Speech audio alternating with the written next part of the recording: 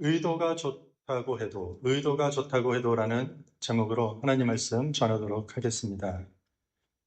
하나님께서는 이스라엘 백성들에게 모세를 통해 하나님과 이스라엘 백성들 사이에 언약을 세우셨습니다. 이스라엘 백성들이 그 율법을 지키면 하나님께서 그들을 지키고 보호하시고 축복하시지만 순종하지 않는다면 징계하고 징벌하신다라는 언약을 세웠습니다. 그리고 이 언약의 상징인 언약궤라는 상자를 만들게 하시고 그 안에 10계명을 담은 돌판 2개를 두게 했습니다. 이 언약궤에는 안팎에 금으로 도금을 했고 뚜껑에는 양옆에서 서로 마주보고 날개를 펼치고 있는 마치 천사 형상의 그 그룹들이 마주보고 있었습니다. 그리고 이 언약궤는 성막 안 지성소에 보관되었습니다. 언약궤는 이스라엘 백성들에게 언약의 증거입니다. 언약궤는 이스라엘 백성들에게 하나님의 임재를 상징하는 성막의 가장 중심이 되는 기물입니다. 저희가 오늘 읽고 있는 본문을 보면 통일 이스라엘의 왕이 된 다윗이 등장합니다. 2대째 이스라엘 왕이 다윗이 됩니다. 예전 사울 왕이 거의 신경도 쓰지 않았던 이 언약궤를 다시 성막으로 가져올 계획을 다윗 왕이 세우고 기획합니다. 왜냐하면 성막의 지성소에 있어야 할 언약궤가 거의 70년 가까이 다른 곳에서 방치되어 있었기 때문입니다. 사무엘이 사사로 있던 시대에 제사장 홈니와 비느하스가 블레셋과의 전쟁에 언약궤를 가지고 나갔다가 블레셋에게 패하면서 언약궤를 빼앗깁니다. 우여곡절 끝에 다시 이스라엘 진영으로 돌아왔지만 성막으로 가져오지 못하고 오랜 세월 동안 아비나답이라고 하는 사람의 집에 그 언약궤가 70년 가까이 보관되고 있었던 것입니다. 다윗은 아비나답의 집이 있는 오늘 본문의 바알레유다라는 곳으로 가서 언약궤를 옮겨오기로 계획합니다. 혹시 모를 블레셋의 도발을 방지하기 위해 무려 3만 명의 선발된 정병을 동원해서 언약궤를 가지러 갑니다. 그리고 드디어 언약궤를 새로 만든 그 수레에 싣고 아비나답의 아들이라고 하는 우사와 아효가 두 아들이 이 수레를 몰고 언약궤를 이동하는 데 드디어 출발을 합니다. 오늘 우리가 읽은 본문에 보면 그때 다윗과 온 이스라엘 족속들이 나와서 여러 가지 악기, 수금과 비파와 소금과 양금과 제금으로 여호와 앞에 연주를 하며 찬양을 합니다. 장면이 어떻습니까?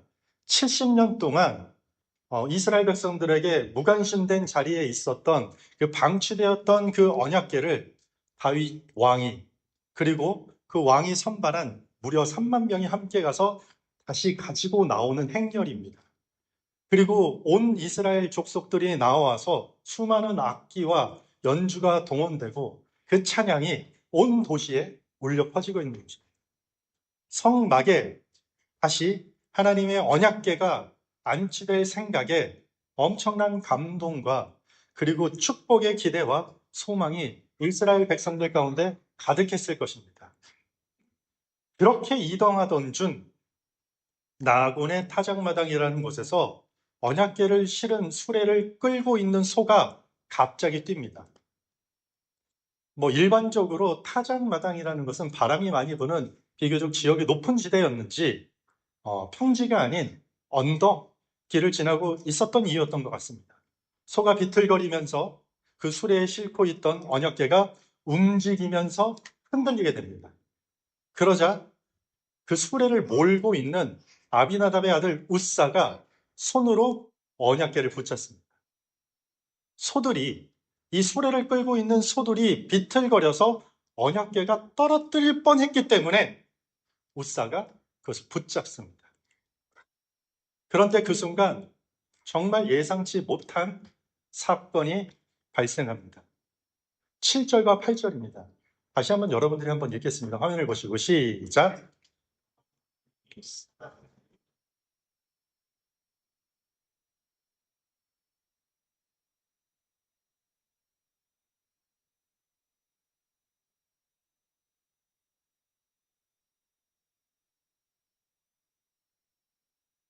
갑자기 어떤 사건이 일어난 것이죠? 하나님이 진노하셔서 웃사를 치셨고, 그리고 그가 하나님의 궤 옆에서 죽게 됩니다. 너무 황당스러운 사건 아닙니까? 그리고 다윗은 이 혼란스러운 상황에 뭔가 분하여서 웃사를 쳤다라는 뜻의 베레스 웃사라고 그 지역을 부르기 시작합니다. 많은 사람들이 이 본문에서 하는 질문이 하나 있습니다. 도대체 왜 하나님은 웃사를 이렇게 가혹하게 멸하셨을까? 언약궤를 옮기는 과정에서 사실은 이미 문제가 발생했습니다. 민수기서를 보면은요, 원래 이 언약궤를 옮길 때는 레위인 중에 고핫 자손이 언약궤의 고리에 채를 떼어서 어깨에 메고 운반하도록 율법이 그것을 정하고 있습니다.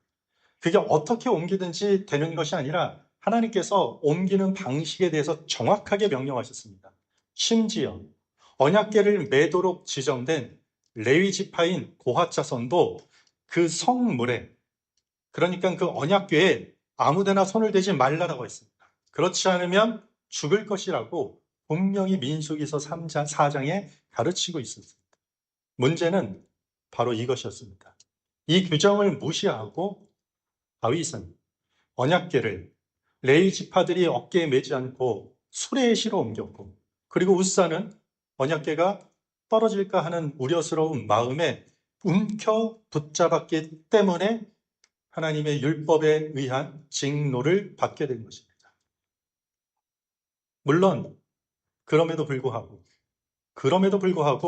소들이 뛰어서 언약궤가 미끄러졌을 때 하나님의 궤가 손상되거나 바닥에 떨어져서 어떤 수치를 당하지 않도록 보호하려고 했던 웃사를 하나님께서 그 자리에서 진노하셔서 죽이신 것, 너무한 것 같지 않습니까? 우리가 보기에는 이 웃사의 의도는 좋았습니다. 떨어지지 않고 흔들리지 않고 그것이 행여나 망가지지 않도록 하기 위해 붙잡았던 그 의도는 정당했던 것 같습니다. 이 언약궤를 이동하는 모든 과정에는 사실 웃사뿐만 아니라 다윗을 비롯한 이스라엘의 수많은 백성들의 상당한 정성과 마음이 모아져 있다는 것도 사실입니다. 비교적 속된 물건을 실러 날랐던 낡은 수레에 실은 게 아니라 새 수레에 실었습니다. 언약궤 전용 수레를 만들어서 거기에 실었다는 것입니다. 나름대로 최선을 다해 준비한 것입니다. 이스라엘 온 족속이 모여서 여러 악기들을 총동원해서 하나님 앞에서 연주하면서 기쁨으로 찬양하고 예배를 올렸습니다. 그냥 갔습니까? 아닙니다. 정병 3만 명을 선발하면서까지 언약궤를 이동하는 데 있어서 그 어느 때보다도 신중에 신중을 다하였습니다. 모두가, 백성들의 대부분이 선한 의도로 이 일에 참여했던 것은 자명한 사실입니다. 특별히 이 일을 주도한 다윗 왕도 마찬가지입니다. 그는 자신의 왕국이 건국되자 언약궤를 이 본래의 중요한 자리로 되돌리겠다라는 그 이전의 맹세를 잊지 않았던 것 같습니다. 다윗이 언약궤를 예루살렘으로 가져오려는 의도, 다시 언약궤를 하나님의 성막에 모시겠다라는 목적은 누가 뭐라 해도 참으로 고귀하고 선했다라는 것은 의심할 여지가 없습니다. 다윗과 웃사와 3만 명의 정병들과 나와서 수많은 악기로 연주했던 수많은 이스라엘 족속들 모두가 이 일에 있어서 선한 의도, 좋은 의도를 가지고 다 동일하게 참여했던 게 사실입니다. 하지만 오늘 이 본문의 이 사건이 드러내고자 하는 분명한 사실이 하나 있습니다. 선한 의도가 하나님의 말씀에 대한 불순종을 정당화할 수는 없다는 것이죠. 아무리 선하고 좋은 동기로 우리가 무엇을 한다고 할지라도 그것이 하나님에 대한 불순종까지 정당화할 수 없다는 이야기입니다. 오늘 본문 바로 전 5장의 이야기를 보면은요, 블레셋 사람들의 공격을 받을 때 다윗이 하나님께 이렇게 이야기합니다. 여호와께 여쭈었다라고 이야기합니다. 여호와께 여쭈었습니다. 하나님 어떻게 해야 됩니까? 이 전쟁에 하나님이 도와주실 것입니까? 저희가 어떻게 해야 될지 하나님의 뜻을 먼저 구하고 물어봤습니다. 그런데 가장 중요한 언약궤를 가져오는 이 하나님께 묻는 과정이, 이 언약궤를 가져오는 그 일에는 그 과정이 빠져 있는 거죠. 오늘 사무엘하 6장에 언약궤를 다시 성막으로 가져오는 이 동일한 이 평행 본문의 이야기가 역대상에도 기록되어 있는데, 다윗은 거기서 하나님이 아닌 사람들과 의논하고 그 소리에 경청해서 결정을 합니다. 역대상 13장 1절부터 4절입니다. 제가 읽겠습니다.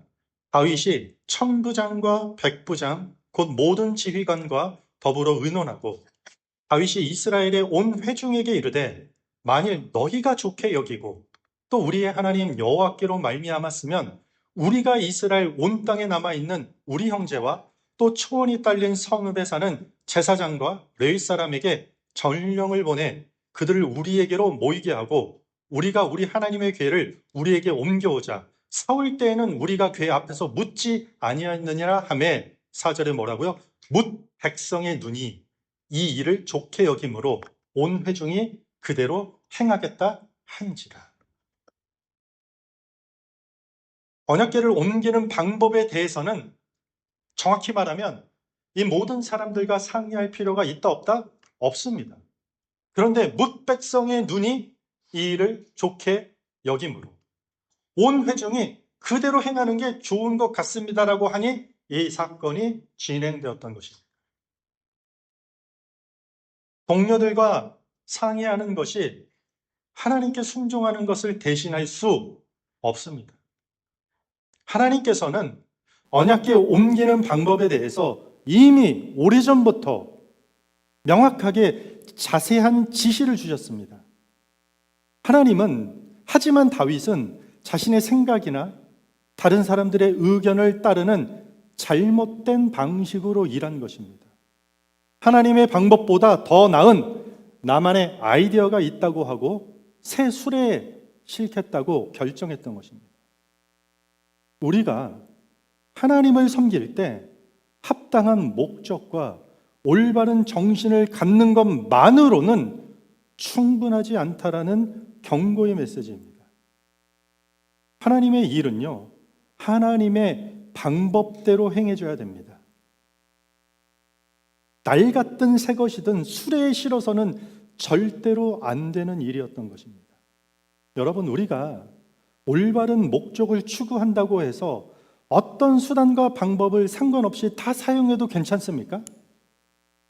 절대 그렇지 않습니다. 우사의 동기는 마치 다윗 왕의 동기처럼 순수했지만 결국 다윗처럼 기록된 말씀, 하나님의 말씀을 무시하는 결과를 초래한 것입니다. 우리가 어떠한 선한 의도를 우리가 품었다고 해도 만약에 그것이 거룩하지 못한 방식으로 이루어진다면 반드시 하나님 나라를 방해하는 결과를 초래한다는 사실을 잊어서는 안 되는 것입니다. 1950년대 퀘벡 주 정부에서 종교단체들에게 보조금을 지급했습니다. 고아들과 그리고 정신질환 환자들에게 잘 도울 수 있는 지원금을 그 기관들에게 지급했습니다. 그런데 고아와 정신질환자들에게 부여받는 보조금의 금액이 좀 차이가 있었습니다.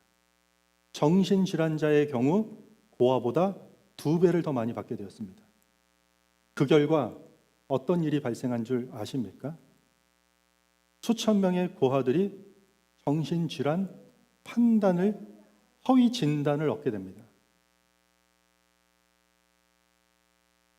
좋은 의도가 항상 좋은 결과를 가져오지만은 않습니다. 선한 의도와 아름다운 동기와 상관없이 방법이 잘못되면 결과도 잘못될 수 있기 때문입니다. 잠언 27장 14절에 보면 이른 아침에 큰 소리로 자기 이웃을 축복하면 도리어 저주같이 여기게 되리라. 이른 아침에 큰 소리로 자기 이웃을 축복하면은요, 도리어 저주같이 여기게 된다는 것이죠. 내용이 아무리 축복이라 할지라도 방법이 불일치되면 그 축복은 수신자에게 저주처럼 들릴 수 있다는 것이죠. 이것은 단지 우리가 살아가면서 예의 있게 행동해야 된다라는 어떤 인생의 조언이 아니에요. 하나님의 축복이 어떻게 하나님의 복답게 이 세상 가운데 전달될 수 있는가에 대한 그 방식에 대한 가르침인 것이죠. 우리는 선하고 좋은 의도와 달리 결과가 빗나갈 때가 너무 많은 것 같아요. 그렇지 않습니까? 왜 내 가족들이 나의 좋은 마음, 나의 선한 마음을 이렇게나 몰라줄까? 그걸 몰라주고 잔소리라고 핀잔을 주고 무관심하다, 이기적이라고 단죄하는 걸까? 직장에서 동료들에게 공개적으로 칭찬했는데 왜 정작 당사자는 이 당혹감을 느끼는 것일까? 난 믿음과 신앙의 대화를 그 사람과 시도한 것일 뿐인데 왜 상대방은 뒷걸음치면서 소스라치게 나와 거리를 두는 것일까? 왜 내 선하고 왜 내 그 아름다운 그 좋은 의도와 동기와 달리 항상 결과가 그다지 좋지 않은가? 라는 질문을 우리가 하기보다는 내가 하나님의 일을 과연 하나님의 방식대로 하는가? 아니면 내 익숙하고 편리했던 방식으로만 하는가? 이것을 놓치지 말아야 된다는 거죠. 목적이 올바르다면요, 그것이 하나님이 기뻐하시는 일이라면 자기 개성에 따라 하고 싶은 대로 마음껏 자기 방식을 고수하는 게 맞습니까, 여러분들? 사실 이거는 매우 위험한 생각입니다. 왜냐하면 자기 하고 싶은 삶의 방식, 자기만 고수하는 인생의 철학에다가 하나님이 기뻐하시는 일이라고, 그것이 선한 목적과 의도를 갖고 있다고 제법 그럴듯하게 신앙으로 포장하기 너무 쉽기 때문인 것이에요. 남도 속이고 자기 자신도 속이는 거짓된 삶에 빠질 우려가 아주 높습니다. 교회가 무엇 때문에 주로 다툽니까? 우리 교회는 다투지 않죠. 교회 안에 다툼이 일어나는 일이 주로 무엇입니까? 그 목적과 의도가 잘못되었다고 왜 그런 목적을 가지고 일하냐고 싸웁니까? 아니에요. 아무리 선한 목적과 좋은 의도를 가지고 있다 하더라도 그 방법이 잘못되었다고, 내 방법과 내 방식이 옳다고 싸우는 것입니다. 일반적으로는요, 보통의 그리스도인들의 목적과 동기가 잘못됐다고 우리는 외부로부터 비난받지 않습니다. 만약에 목적과 동기까지 잘못되었다면 그건 더 이상 기독교가 아니죠. 이단, 사입이라고 부르죠. 선한 의도와 달리 그 방식과 방법이 계속해서 누군가에게 상처가 되고 있고 그것이 공격이 되고 있고 누군가에게 무관심으로 표출되고 있기 때문에 우리는 때론 거룩한 의도와 상관없이 비난을 받고 좋지 않은 결과를 초래하게 되는 것입니다. 그렇다면 교회는 언제 하나됨을 보여주고 언제 하나님의 영광이 우리 그리스도인의 삶에 아름답게 드러나겠습니까? 내 방법까지도 내려놓을 때입니다. 그 좋은 의도까지 하나님 내가 가지고 있는데 이건 좀 내가 알아서 하게 해주십시오가 아니라 하나님의 방법대로까지 제가 하겠습니다. 언제 어떤 한 사람의 삶이 하나님의 사람으로서 그리스도의 아름다운 향내를 삶 가운데 풍겨냅니까?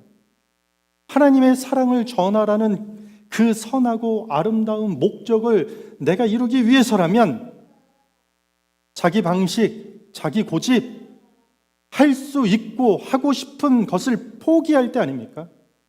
우리는 그것이 자기 십자가를 지고 주님을 따르는 것이라고 이야기합니다.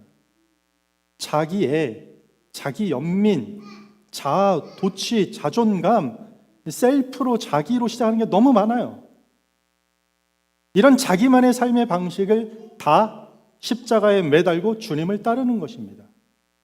그물을 버리고 예수님을 따르면서 이제부터는 너는 사람을 낚는 어부, 사람을 낚는 제자가 되었다라는 것은 삶의 모든 방식까지도 주님께 맞추게 되었다라는 뜻이죠. 주님 따르겠습니다. 제가 주님 열심히 믿겠습니다. 그런데 제가 알아서 저만의 노하우와 저만의 방식으로 하겠습니다. 모순이지 않습니까? 그런데 우리는 어떤 문제가 발생되면 나의 마음, 나의 그 좋은 의도와 동기에만 지나치게 집중하면서 문제의 원인은 저 사람, 타인, 이 세상이 약해서, 시대가 약해서, 요즘 문화가 타락했기 때문에 타인에게로 돌릴 때가 많습니다. 때론 하나님 도대체 왜 이러십니까 저에게? 하나님 탓까지 합니다. 왜 그렇게 될까요? 왜 이런 결과를 자꾸 우리는 반복해서 마주해야 되는 것입니까? 오른밤을 맞으면 왼밤을 돌려댄 적이 없고, 왼손이 모르게 오른손으로 은밀하게 구제한 적이 별로 없고, 먹고 마시고 입는 것보다 먼저 하나님의 나라와 그의 의를 구해본 적이 없이 원수를 대하고 약자를 돌보려고 하고 하나님의 일을 그렇게 할 때 그 하나님의 방식대로 하지 않았기 때문 아닙니까? 한번 우리 모두 돌이켜봐서 생각해 봐야 될 부분 아닙니까?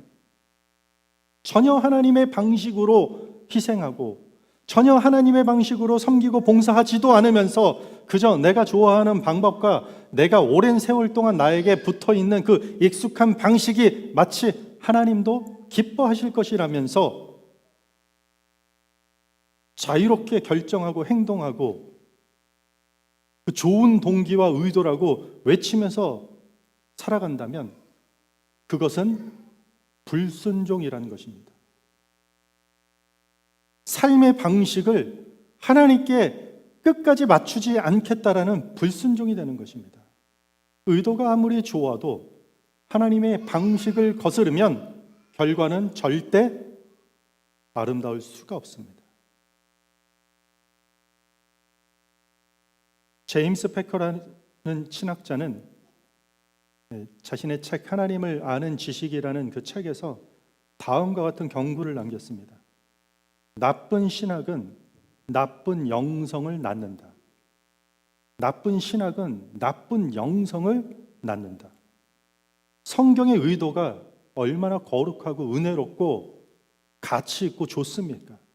그런데 그 성경을 하나님의 방법이 아닌 자기 방식대로 해석하고 자기 나름대로 적용하면 그것이 나쁜 신학이 되어서 나쁜 영성을 낳는 최악의 결과를 초래한다는 것이요. 우리가 도대체 왜, 기독교가 왜 그렇게 예배에 목숨을 걸고 성경 공부하고, 이번 주에 큐티 있죠? 말씀 큐티, 묵상, 이거 왜 합니까? 목사님, 저는 하나님 믿습니다. 저는 하나님 너무 사랑합니다. 주님 사랑 제가 열방에 전하겠습니다. 여러분들 그러면 끝입니까?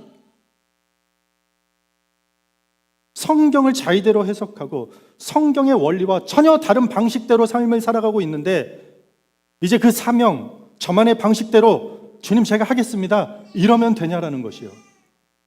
안 된다라는 것이에요. 결코 그렇지 않다라는 것이에요. 성경을 알아야 우리는 하나님을 알고 하나님의 원리를 알고 비로소 그 하나님의 방법대로 살아낼 수 있게 되면서 그 삶 속에서 풍성한 열매를 맺게 되는 은혜를 누릴 수 있게 되는 것이에요. 어떻게 나만의 방식과 내 좋은 의도만 가지고 나만의 노하우를 가지고 하나님 나라를 세우고 하나님께 순종하는 삶을 살 수 있겠습니까? 불가능한 것입니다.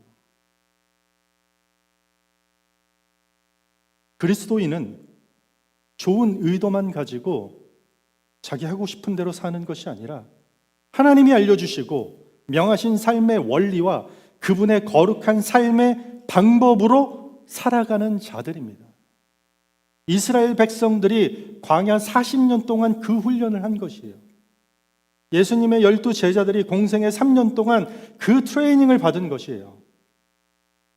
자기에게 익숙했던, 자기 그 개성 강했던 그 방법과 원리대로 살아갔던 것들 다 내려놓게 할 때 비로소 하나님의 임재와 하나님의 은혜가 그들의 삶 가운데 침투해 들어오는 것들을 경험했던 것입니다.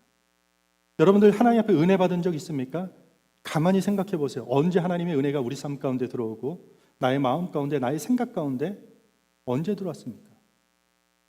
내가 옳다라는 것들, 내가 익숙하고 맞다라고 뻗팅겼던 것들, 그거 내려놨을 때 그 사이로 하나님의 찬란한 영광의 빛이 들어오셔서 우리를 비추시고 세우지 않았습니까?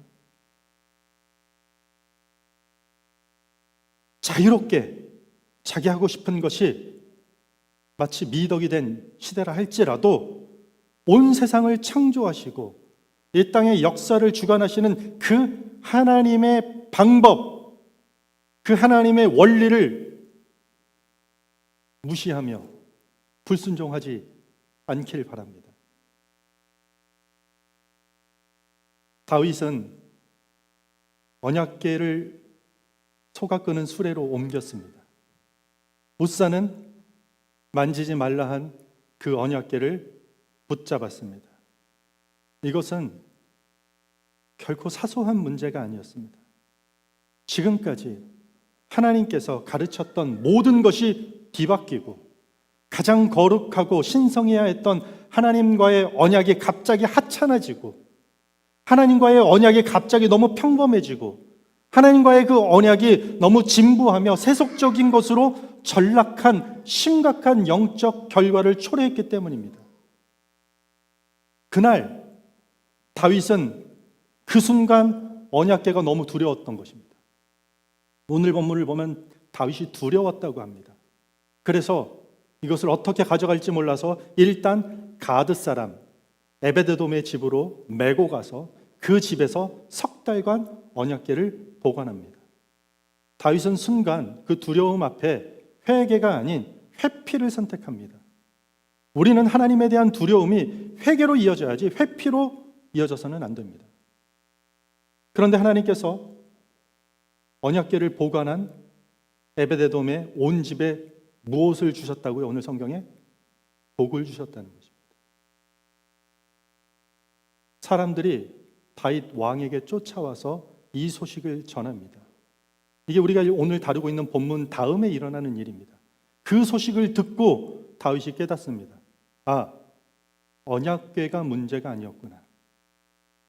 언약궤를 다루는 나의 방식, 우리의 방법이 문제였음을 깨닫고 하나님의 방법대로 레위 지파들이 어깨를 메고 다시 하나님의 원리대로 그것을 가지고 다윗 성으로 안착시킵니다. 거기서 유명한 장면이 나오죠. 다윗이 옷이 흘러져 내린지도 모르고 기뻐 춤춥니다. 자기만의 모든 방식, 남들이 나를 쳐다봤던 시선들 다 내려놓고 하나님의 원리에 입각하여서 기쁘게 전심을 다해서 찬양하고 기뻐하는 모습이 나오는 것입니다. 우사의 죽음이 언약궤 자체로 인해 나타난 어떤 불상사가 아니었습니다.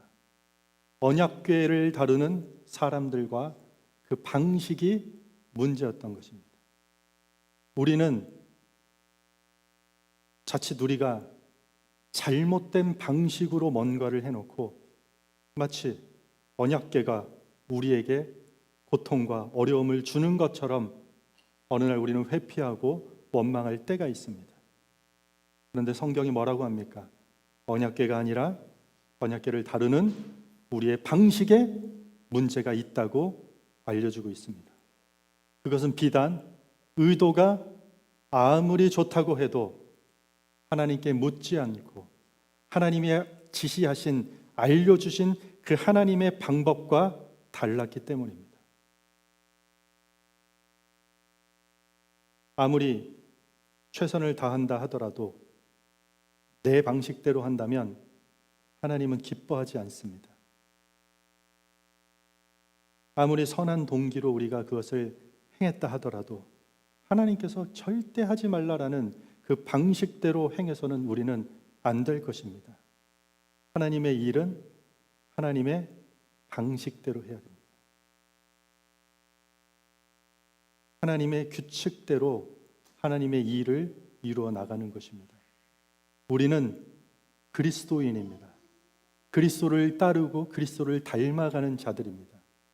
그리스도의 삶을 따라 그리스도가 이 땅에서 몸소 보여주신 그 삶의 원리와 방식에 따라서 살아가는 자들이 우리 그리스도인인 것입니다. 그런데 어려움 때문에 여러분들에게 익숙해져 있는 어떤 방식, 여러분들에게 편리한, 여러분들 자신에게 가장 손쉽게 할 수 있는 말들과 결정들과 행동들과 그것으로 하다가 결국에는 하나님의 뜻에 어긋나는 안타까운 결과를 초래할 수도 있다는 것입니다. 선하고 거룩한 일은 선하고 거룩하신 하나님의 방식을 따라서 하는 것입니다. 이번 한 주 여러분들 주일 예배에 매주 하나님 앞에 이렇게 오신 여러분들의 의도가 얼마나 귀합니까? 예배자로 하나님 부르셨으니 예배하겠습니다. 주님, 오늘 무슨 말씀 주실지 모르겠지만 하나님 은혜가 되게 해주시고, 하나님 제가 예배할 때 저희 삶에 막힌 문제도 하나님이 동행하셔서 해결해 주시고 하나님의 영광 돌리는 삶을 살겠습니다 라는 대체적으로 다 이런 좋은 의도와 목적과 동기를 가지고 우리 나오지 않았습니까? 그런데 이 예배가 끝난 이후에 여러분들의 삶 속으로 돌아가셔서 그 방식이 하나님이 절대 원하지 않고 하나님이 살라고 알려주시고 명하셨던 방식을 무시하고 외면하고 여러분들 각자의 나름대로의 노하우대로 살아간다면 우리는 못사가 될 것입니다. 불순종이 될 수 있다는 것입니다. 그러니 하나님 방식대로, 하나님 원리대로 한 걸음 한 걸음 순종의 발걸음을 내딛는 교회와 그러한 성도가 되시기를 주님의 이름으로 축복합니다.